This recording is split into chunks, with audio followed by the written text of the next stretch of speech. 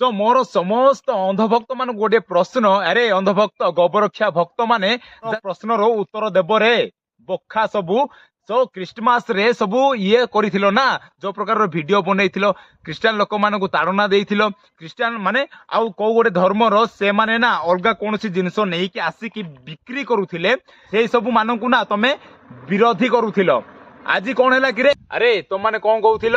ହଁ ଏବେ ଟିକେ ସୋସିଆଲ ମିଡିଆରେ ଆସିକି ଉଛୁଳି ପଡରେ ଚିଳିବା ଯଦି ଆସୁନି ତମମାନଙ୍କୁ, ବେଙ୍ଗ ଠାରୁ ଶିଖ କେମିତି ଗୋଟେ ଷ୍ଟେପ ବାଇ ଗୋଟେ ଷ୍ଟେପ ସେ ଡେଇଁକି ପଡେ। ଆଉ ଯାହାବି ତମମାନେ ନା ପାର୍ଟି କରୁଛ, ମଦ ପିଆ ପାର୍ଟି କରୁଛ, ଟକି ଧନ୍ଦା କରୁଛ, ସେ ସବୁ ନା ଟିକେ ବ୍ଲଗ ମାଧ୍ୟମରେ ଟିକେ ରେକର୍ଡ କର, ଆଉ ସେ ସୋସିଆଲ ମିଡିଆରେ ଯାଇ ପହଞ୍ଚାଅ। ଖାଲି ଧର୍ମ ବିରୁଦ୍ଧରେ ତମମାନେ ଉଛୁଳି ପଡୁଛ। ଉଛଳ କେତେ ଉଛୁଳିଆ କଥା ଉଛଳରେ।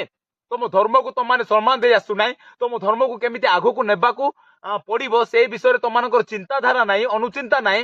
ଆଉ କଣଟା ତମେ ଆଉ ଅଲଗା ଧର୍ମ ବିରୁଦ୍ଧରେ କହିବ କିରେ? ତମ ଧର୍ମ ବିରୁଦ୍ଧରେ ଫାଷ୍ଟ ଶିଖ, ସେ ସବୁ କର, ତାପରେ ଅଲଗା ଧର୍ମ ବିରୁଦ୍ଧରେ କହିବ। ବୁଝିଲ ନା?